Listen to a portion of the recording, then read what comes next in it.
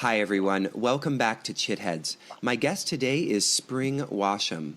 Spring is a well-known meditation and Dharma teacher based in Oakland, California. She has studied numerous meditation practices and Buddhist philosophy since 1997. She is a founding member and core teacher at the East Bay Meditation Center located in downtown Oakland.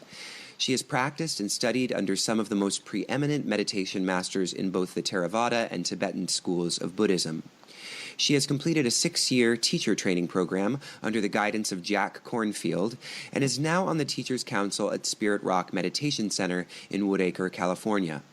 Spring is considered a pioneer in bringing mindfulness-based healing practices to diverse communities and is committed to creating opportunities for disenfranchised people everywhere. She also is the founder of Lotus Vine Retreats, which offers Lotus Vine Journeys, which offers retreats in ancient medicine and Buddhist wisdom. And we're going to talk a little bit about that today. So hello, Spring. Thank you so much for joining us. Yes. Hello, Jacob. I'm so happy today to chat with you. Yeah, I'm really looking forward to this conversation. I think it's going to be a really interesting and maybe a little bit controversial topic that I think will get people really interested, and maybe we can spur a conversation around this. So to start, as I often do with these podcasts, I would love to just hear a little bit about your story. And let's start with the story specifically around your Buddhist practice and your experience in that tradition. Well, I started to come into Buddhist practice almost 20 years ago. I was in my early 20s, wow. And I was meditating in the Hindu tradition, the Self-Realization Fellowship. Wow. And I was having difficulties because I had no instruction, no instructor, and so my meditations were not going very well. And so the thought came to me, I need a teacher. Yeah. And just happened upon a retreat that was happening in Yucca Valley, California, out in the desert. And it was a 10-day retreat, and my life was falling apart right before then. I got fired from this job, and my boyfriend and I broke up, and I drove to this retreat. And I didn't know who led it. I knew nothing about it. They said, it's 10 days of silence. We give you instruction. There's vegetarian food. So I was like, great, and I just showed up completely open. And that retreat was really life-changing for me. Wow. And then where did it go from there? When did you start teaching and moving it towards this sort of path of becoming a member of the meditation center or the teacher at the meditation center? Well, I started practicing for a lot of years. I started going on very long retreats, 3-month retreats, 5-month retreats. After that first 10 days, I realized this is my path. I fell in love with the Dharma. I mean, I already had a spiritual slant and had studied psychology. And I just got so interested in it that a lot of teachers, some very well-known teachers, began mentoring me. One in particular is Jack Kornfield, who I ended up meeting on that first retreat. And we became, I don't know, I guess you could say it was sort of a karmic connection we had. We just really clicked. And I started going to different trainings that Spirit Rock was offering. I did a community Dharma training for 2 years. And it was during that process when I was living in downtown Oakland that I had a very clear vision of creating a community in Oakland for urban people that was completely accessible, diverse, and that started to happen. We started to, sort of put that in motion. And at the same time, I started just getting invited to teach. I had no aspirations of teaching at all. But the invitations just started coming. People said, why don't you come on my retreat? I'd love to have you. Why don't you give a talk? And it was really slowly like that. It just happened, over time. And then after I completed a 6-year teacher training program, I was asked to be on the Teachers Council at Spirit Rock, which is just, a higher level of commitment to teaching. And it's kind of like you're a faculty to an institution, you become sort of a rotating teacher. Wow. So it just happened, it's just like moment by moment. It just all started unfolding, but it came out of years of practice first. I was always so committed to that. That was my How many years have you agenda. been practicing before you did this 6-year teacher training? Well, I had already been practicing for about 10 years, I would say pretty intensively. Yeah, I had a lot of trauma in my background, and it really, for me, it was not a glorious, light-filled path. It was kind of I always laugh about meditation that mine was, oceans of tears and suffering. And like, it didn't look like a It wasn't magazine butterflies cover and model. lollipops. No, it wasn't. I wasn't, it was like the struggle, and being in the present moment was brutal, Yeah.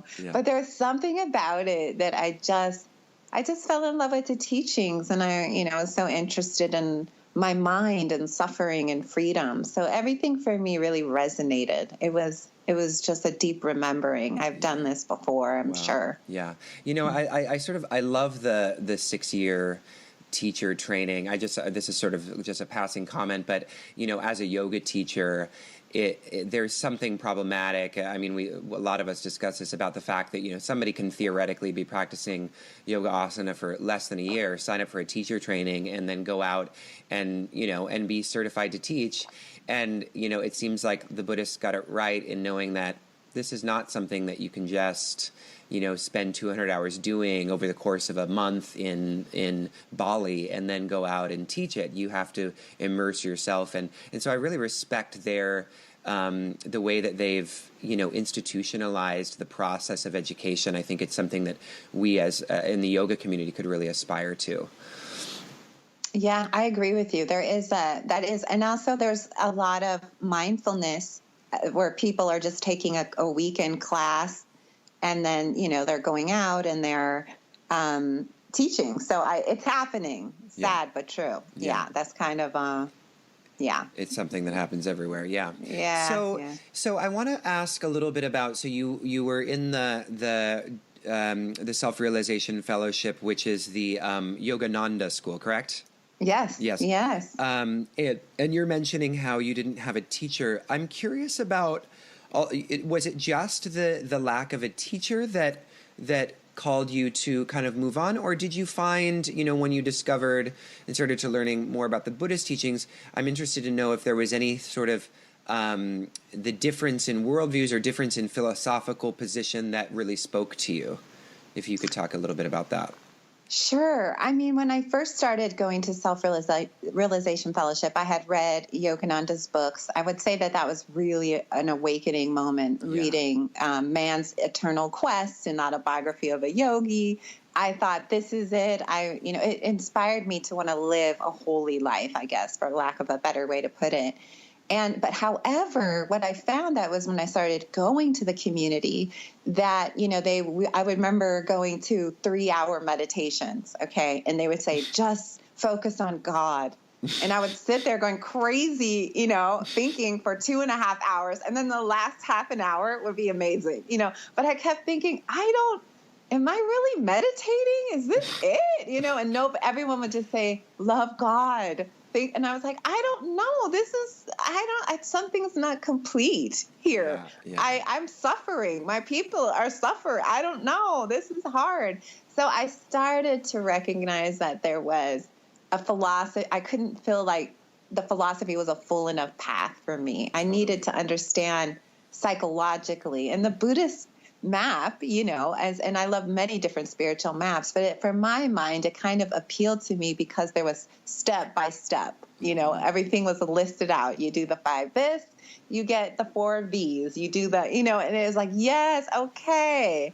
So in the beginning, I really needed that frame in order to have faith and continue my practices, which were really challenging, to meet myself. Yeah. Wow. Yeah, you mentioned in passing, your people are suffering. And so I'm actually curious, as a woman of color, what you've, in this environment where we're really starting to talk about privilege, and we have a movement like Black Lives Matter, and all of these things are really coming into intensity in our sort of wider cultural conversation. So I'm wondering if you have any reflections on the intersection of that with kind of the spiritual communities that you've been a part of. Have you noticed, what has your reflection been on I mean, there's a lot of white privilege, and we might say that that happens in certain spiritual communities. In some communities, not a lot of diversity there. So do you have any thoughts on that? Well, that's, a really big topic. Yeah, and totally. When I was just talking just now and I said my people are suffering, I kind of meant all my people. Okay, the people are suffering, the people. And because, at that time I was living in Oakland in a kind of rough neighborhood. Yeah. And I wanted something that would address the causes and conditions of that. Yeah. Why are things the way they are? And it was a helpful frame. But I could definitely say a lot more on diversity. I walk into very different worlds. I founded this or co-founded with a group of other amazing people, a center in downtown Oakland, which is very urban, very diverse.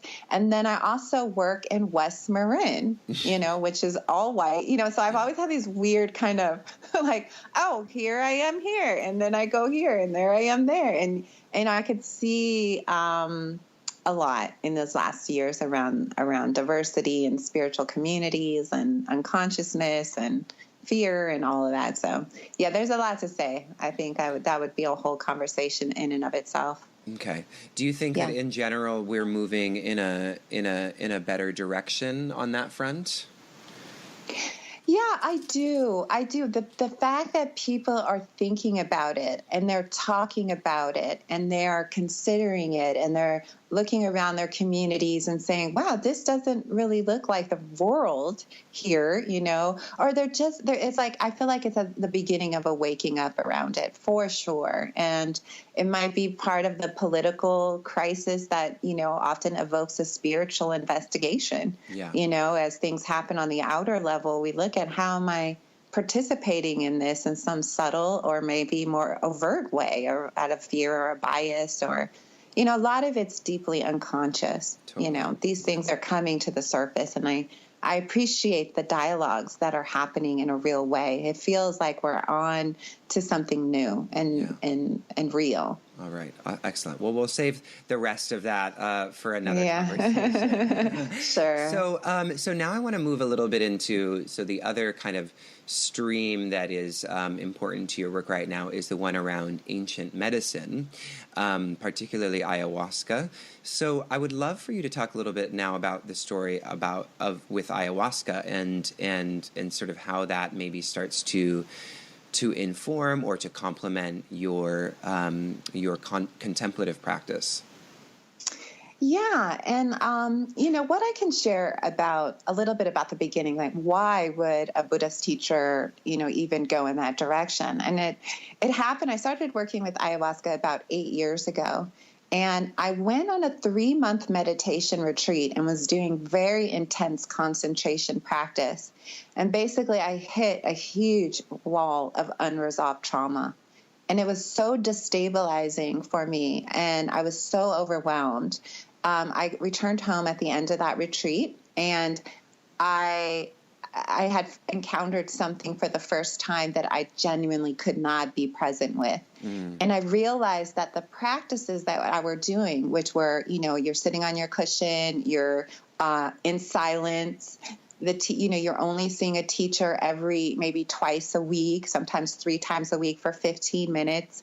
And all of this trauma was arising in me. And there was no, as all things, they're evolving. The skill set of the institution, the place, who I am, I couldn't really address it there. And I realized at that time that there was a real limitation in that particular form of practice, that I didn't know how to heal it. So when I came back to California, I had a friend who's a psychologist, and she said, Spring, I just started doing these ayahuasca ceremonies with a small private group up in the Santa Cruz Mountains.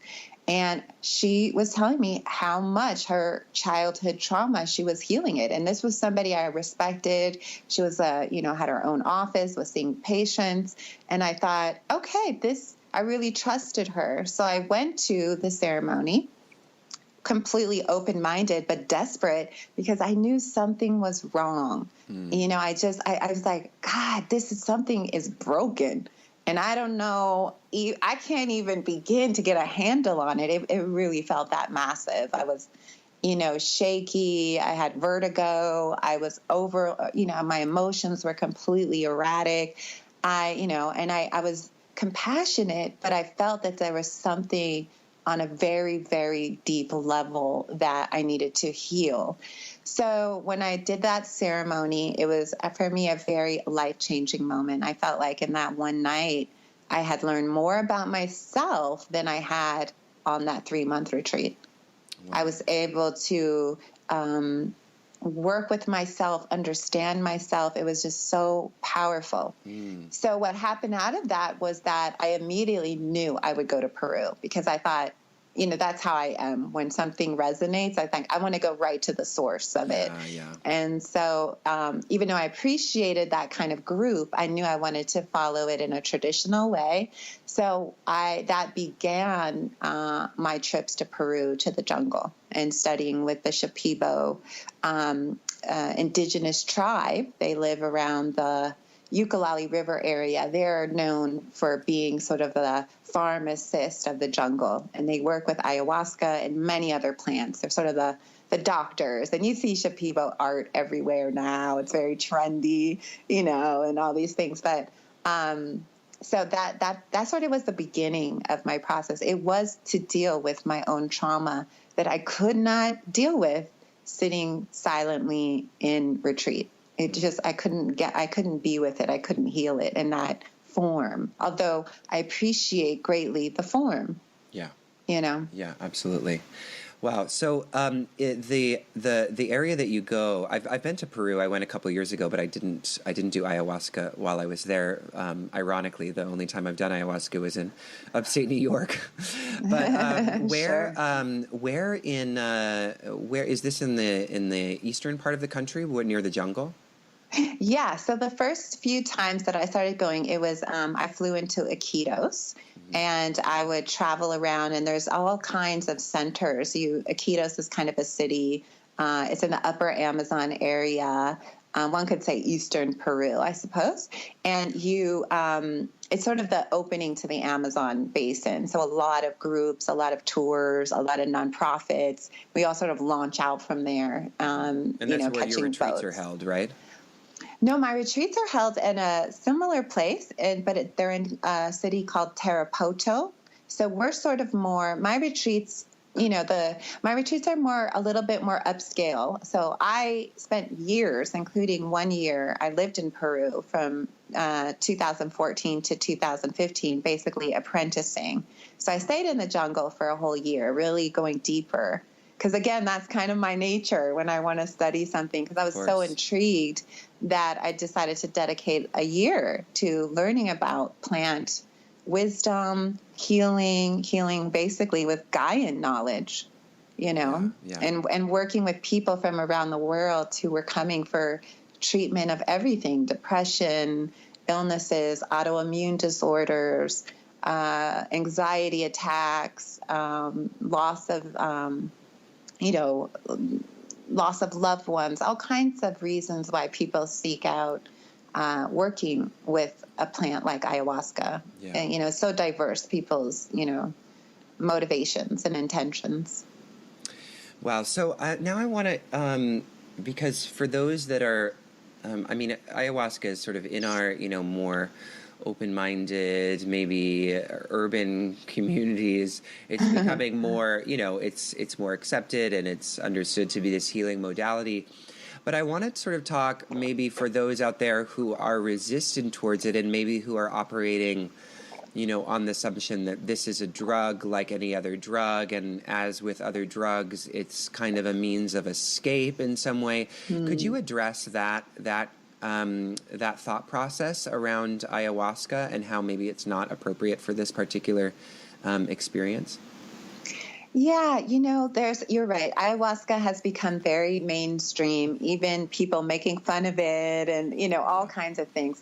However, what I discovered and why I wanted to go to the jungle and spend time with the Shipibo people and the indigenous people and understand ayahuasca from the source is that it's very misunderstood. and people go to everything, maybe with one idea about what it is. And I always, when people ask me, what is ayahuasca? I just say, it's a very powerful spirit doctor. Yeah. That's what you're encountering. It's not a drug. I don't know anybody who would ever consider taking ayahuasca as a drug. Yeah. You probably would get pretty beat up doing that, or there'd be no effect at all. And when you say that, you're meaning when you say that, you're meaning kind of the way that someone would take, like, go out and do cocaine or something, or Molly. You're talking that sort of like where the context is sort of not as organized, not as ritualized. Is that what you mean? Yeah, exactly. I mean, people have sometimes, when they speak to me, use the word drug, and it always stands out like, no, this is a medicine. No, this drugs are very different than what we're talking about with ayahuasca.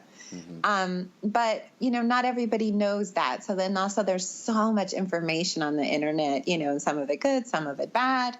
But a lot of it kind of confused, or, again, people bring their motivations and their intentions. But for me, ayahuasca was never a drug. It was a very powerful medicine. And I was able to not only open and heal my own trauma, I was actually able to go much deeper into the Buddhist wisdom. I was able to understand, not just from an intellectual point of view, the teachings of the Buddha and other great masters, but I was able to feel it in my body. It was like I deepened my own insight. It gave me much more faith in the teachings, actually. And so I always, and that was one of the reasons I started to introduce it to a lot of my Buddhist friends, community, and other teachers. I'm not going to say their names, but there's a whole movement of spiritual teachers who are going to ceremonies for their own healing privately. And we would all, we even nicknamed ourselves the shamanistics, blending shamanism and monasticism, together. Yeah. But what we discovered was that it opened up a depth to our teachings, that we weren't just teaching. It's very easy to become mechanical as a teacher. Yeah. You go to sleep, right? You know what you're going to say. I'm going to give a talk on this. You pull out your cheat sheet, and you can lose the connection to the deeper meaning, the power of it. So anyway, this for me was something that has deepened my faith a lot. It's provided me with so much wisdom by deepening what I know. So, but that's just been my experience. Yeah. So what about the Buddhist community? I'm interested to hear what kind of pushback you've gotten, or what kind of arguments you've received from some who might consider this controversial, this kind of integration between Buddhist mindfulness practice and ayahuasca retreats. Yeah. And and there is pushback. And I completely understand the confusion. First of all, people come into Buddhist practice. Many come from a 12-step background. Yeah. So already they're embracing this new way of being, which is beautiful. And so there's a fear around that. Or we're taking something. In the Buddhist community, we follow precepts. And one of a very honorable precept, an important precept, is around the taking of intoxicants that cloud the mind. Right. So we try to avoid that. We want to be awake. We want to be present. And so that precept, is this something that clouds the mind, or is this something that wakes up the mind, is what is being debated. And what are we saying when we say this is a way to heal trauma? So the medicinal aspect, we're saying what I'm depositing to the Buddhist world is this isn't something that replaces your spiritual practice. Nothing can do that. You yourself walk the path. Ayahuasca is not going to enlighten you. That's not its job. But what it can do is it can help move things along quicker. We heal the blockages. We heal the trauma. We understand ourselves. And with that, we move at a faster pace. It's an accelerator. That's been my discovery. Accelerates what? Our own wisdom.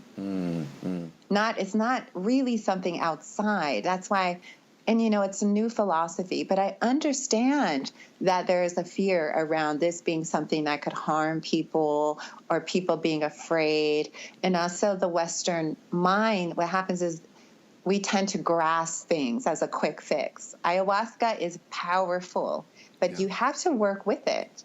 Yeah. Right. And for those who it's right for, it's really right for. And also, in my travels around the world, for most parts of the world, ayahuasca is excellent for addiction. Yeah. There's several addiction treatment centers. So I often present that, as a way to say, well, a lot of people have gotten off their addiction, stopped alcohol. I mean, I could tell you 150 stories of that, people I've worked with who have their lifestyle has gotten so much healthier. Well, actually, Spring, why don't we tell like 3? Because I think it would be really inspiring for people to hear some of the real life instances. If you feel comfortable sharing like 3 powerful examples of how this has transformed lives. Yeah. Well, okay. Let me think about that for a second. Well, I have a couple that I like to share that have just been very powerful for me. One was that I worked with a woman who came on one of my retreats a couple years ago, and she is a New Yorker, and she came into the retreat, and she basically came because she had started mutilating herself. And this was a very powerful woman. Okay, she was strong and fit and, had that New Yorker edge and was beautiful. And she was about 40. And she had started pulling her hair out and becoming very violent and was becoming concerned for herself. She saw this as, this is not good. I don't want to continue this behavior. And I'm really, worried about it. And also, she also was having problems with intimate relationships and trusting people. And she knew that it was from when she was born. She was born in Israel, and she had 18. She was went into the military and spent 2 years in the special operations, and basically has a very extreme form of post-traumatic stress. But she didn't treat it. What happened was when she got out of the military, she shut down everything, moved to New York, cut off all ties to Israel, all ties to her tradition, everything, and just moved on with her life. Right. So she just shut a door. She never wanted to have anything to do with anything around Israel, what happened.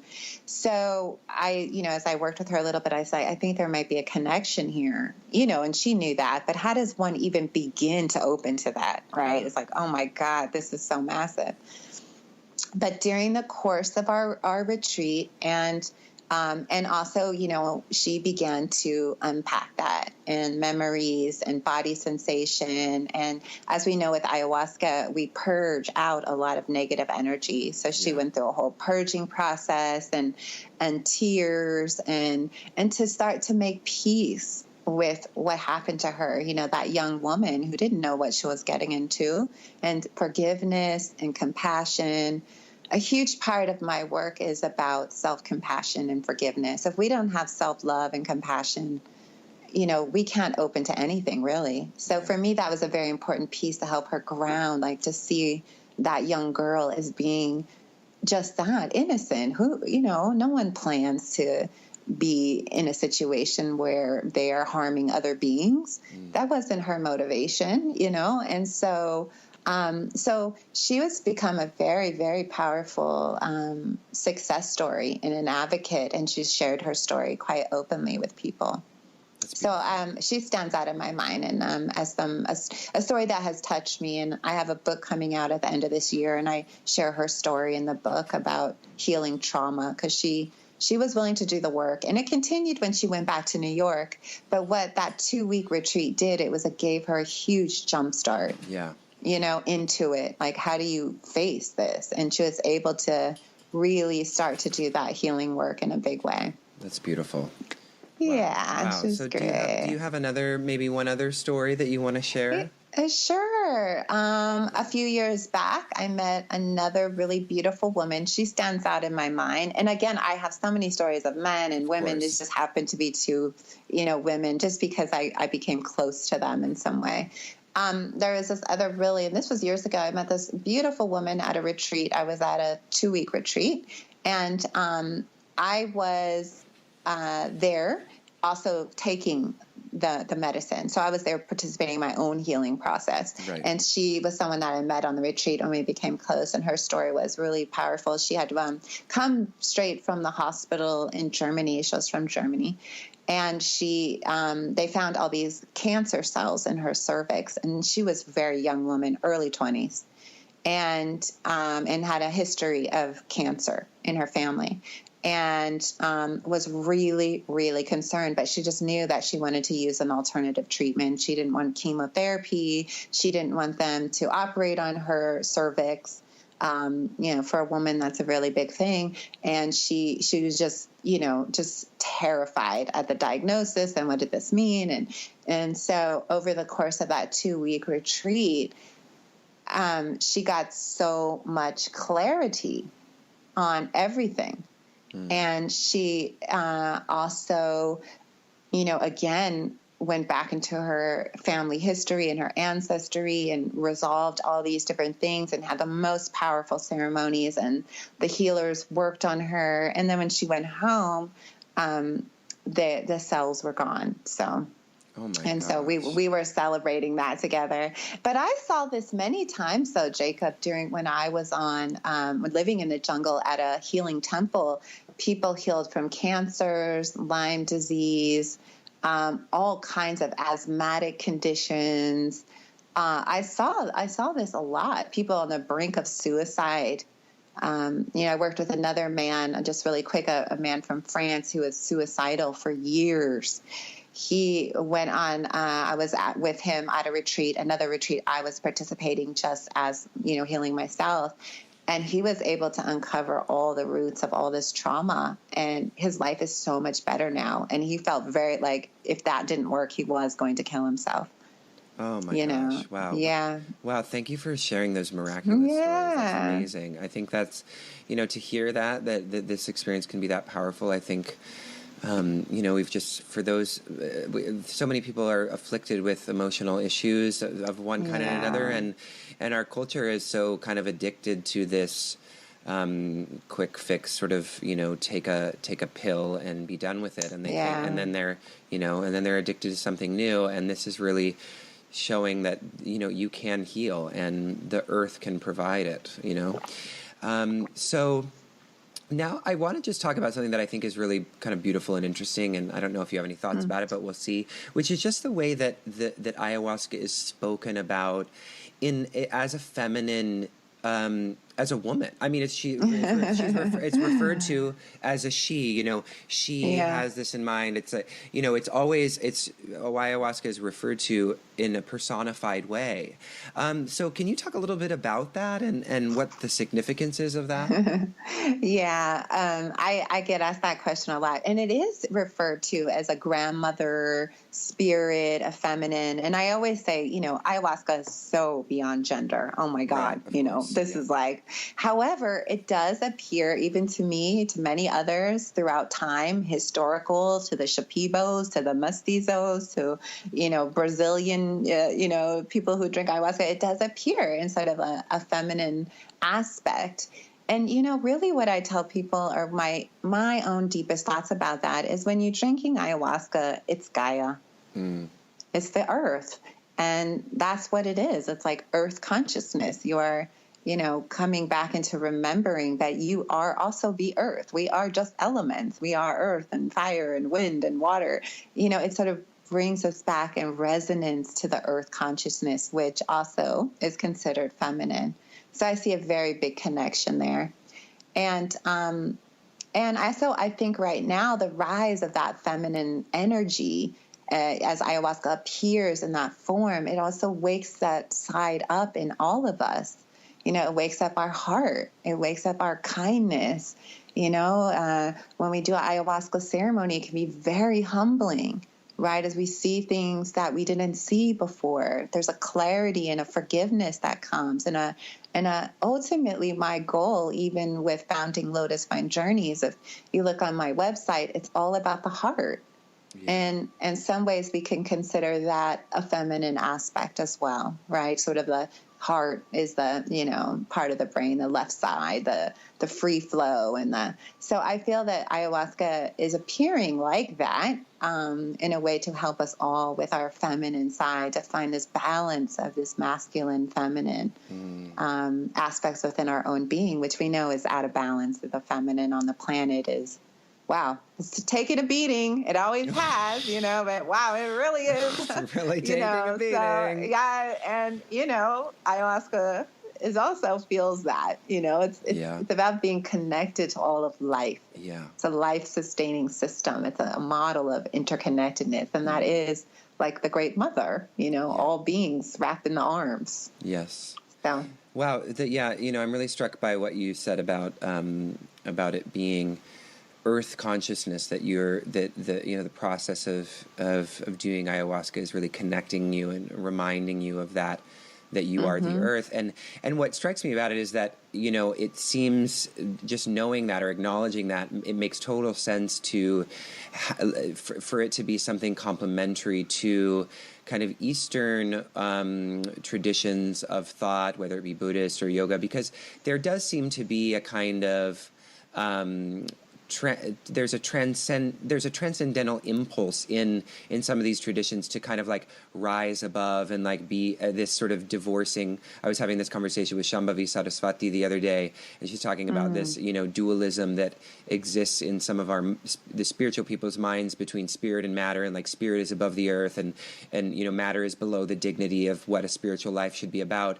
And so, and I think that even though some of the Eastern traditions are counteracting that with what they're teaching, there's still, I think, in the practitioner world, and it just sort of feeds in maybe unconsciously this kind of move to rise above, and I think it also comes from a Judeo-Christian kind of cultural heritage above. We want to get to heaven, and this down here is just the shit plane, right? So yep. I think that it's so. Just culturally, even if you are embedded in a tradition that doesn't, on its face, deny the importance of the earth, that there's some that this is sort of maybe a profoundly complementary healing modality for people just in a culture that has a history of kind of trying to rise above the earth. Yeah, I so agree with this. Is probably why I'm the most excited about ayahuasca, because that's exactly the view that I go out. Get me out of here. I meditate in order to escape. Get me to the light, the third dimension, where, anywhere but in my messy life, and that is not what the Buddha was teaching. And that has somehow become very,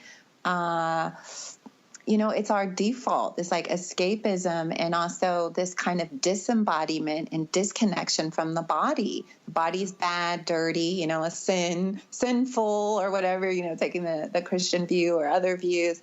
And it's all about ascension and getting out. And I've never subscribed to that philosophy. There was always something incredibly challenging, but radically, for me, truthful about, no, it's right where you are. This is the place. This body, with all of its messes, this mind, with all of its madness, this is the place. And it's not about escape. It's about here and now. So I really appreciate the non-dual perspectives that are really arising, because I think this escapism leads people to disconnect from their body, and your heart is in your body. If you live in your head and you don't feel your connection to the earth, you will destroy it because you don't want it.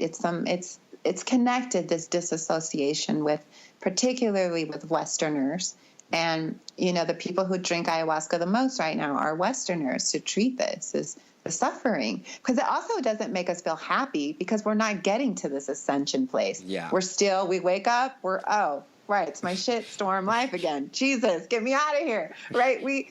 we're inherently stuck. It's a wheel, it's like, nope, here we are again. Yeah. We're back in it. And that mode is something I want to help people treat. And sometimes what ayahuasca is, they see so clearly the profound interconnectedness that they never forget it. Yeah. And they get interested in embodiment, real embodiment. Totally. Yeah. No, it's interesting that you said that, because when I first did an ayahuasca retreat, I was sort of going, I'm like, yeah, I can't wait to be in outer space, like flying around, like having this like, cosmic point of view. It's like so awesome. And then I was like, I got into the experience and I'm like, nope, this is absolutely not where I'm at. I'm in my body and I'm feeling very sad and like obvious, and I'm being honest with myself about the fact that I have sadness that I need to work with, and that's sort of what I hear from a lot of people that I've talked to who've had a similar experience. It's like, no, it's very much about, your own internal experience and working through that. And I'm sure people have, crazy cosmic points of view, but it's not outside the body, is it? No. And, and with ayahuasca, I tell people there's a profound intelligence. Yeah. It's like you're going to get what you need, not what you might have read in a magazine or somebody else's journey. Sometimes going out into the cosmos, wow, great, ultimate reality. We're made of stars. And then there's conventional realities. Forgive your mother. Yeah. Deal with your abuse. It's like there's a merge. These two places have to come together. So yeah, a lot of people crave those tripping through the universe or whatever, and they're on the floor bawling their eyes out, and they're purging and they're doing the real work that ultimately is going to help free them. Yes. Fantasies of escape. Yeah, and I have to bring people.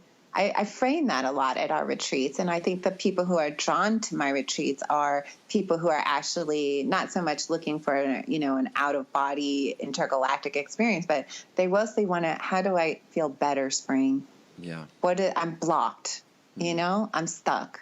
Yeah. I don't feel happy, and so that's more of, let's, look at that. So that in conjunction with all of our practices is why it's helpful. I wouldn't tell people, to stop meditating. We meditate all the time on the retreats. We frame everything with a Dharma lens. That's beautiful. Yeah. Yeah. It's very key. What is, they're 2-week retreats, am I right?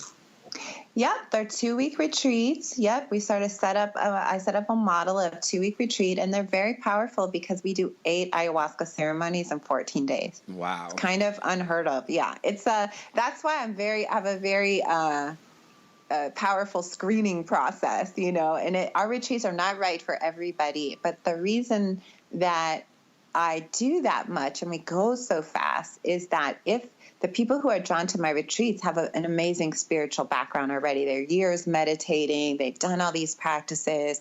So they understand when we say, let's be present, they get it, right? Yeah. Let's work with the mind. So they have all these beautiful tools.